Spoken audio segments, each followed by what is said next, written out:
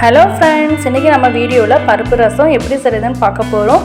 அதுக்கு மிக்ஸி ஜாரில் 1 table spoon சீரகம், 1 டேபிள் ஸ்பூன் மிளகு, அடுத்ததான் இதில் 1/4 டேபிள் ஸ்பூன் வெந்தயம், 3 பல் பூண்டு, 2 வரமிளகாய், கொஞ்சோண்டு கருவேப்பிலை, கொஞ்சோண்டு மல்லிச்செடி எல்லாத்தையும் போட்டு கொரகொரப்பாக அரைச்சி எடுத்துக்கணும்.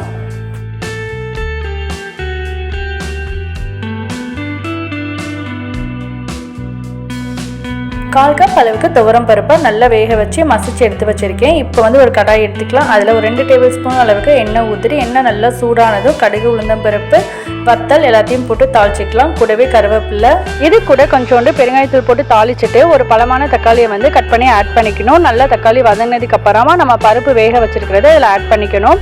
ஆட் பண்ணிவிட்டு தேவையான அளவுக்கு உப்பு போட்டு நல்லா நம்ம ஒரு 5 மினிட்ஸ் கொதிக்க விடணும்.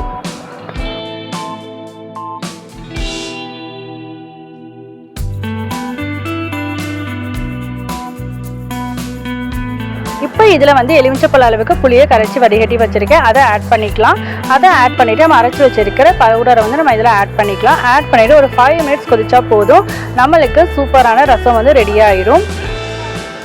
ரசம் ரொம்ப நேரம் கொதிக்கக்கூடாது. ஒரு 5 மினிட்ஸ் கொதிச்சு வரும்போது அப்படியே ஆஃப் பண்ணிடணும். லாஸ்ட்டாக நம்ம கொஞ்சோண்டு மல்லித்தலையை தூவி பரிமாறலாம். அவ்வளோதான், சுவையான பருப்பு ரசம் ரெடி ஆயிடுச்சு. இதுக்கு உருளைக்கிழங்கு ஃப்ரை எல்லாமே ரொம்ப சூப்பராக டேஸ்ட்டாக இருக்கும்.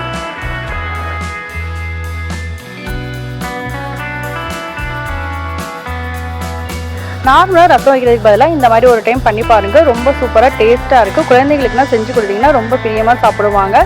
இதுக்கு நம்மளுக்கு உருளைக்கிழங்கு பக்கா சைடிஷாக இருக்கும். கண்டிப்பாக உங்களை ட்ரை பண்ணி பாருங்கள். எப்படி இருந்துன்னு சொல்லிட்டு எனக்கு கமெண்ட் பண்ணிடுங்க. அப்புறம் நம்ம சேனலை சப்ஸ்கிரைப் பண்ணிடுங்க. தேங்க்யூ ஃப்ரெண்ட்ஸ், தேங்க்ஸ் ஃபார் வாட்சிங்.